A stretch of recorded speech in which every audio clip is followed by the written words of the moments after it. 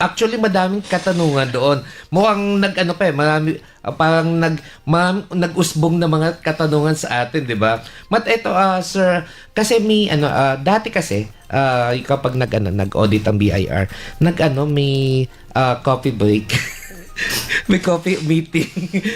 Dito ba sa bagong, ngayon 2026 at sa bagong RMO 1-2026, pwede pa bang yun? Yung, for example, may audit ang taxpayer tapos sasabihin ng BI official, kita tayo sa Starbucks or sa isang coffee shop, pag-meetingan natin yung yung assessment mo, 'di ba?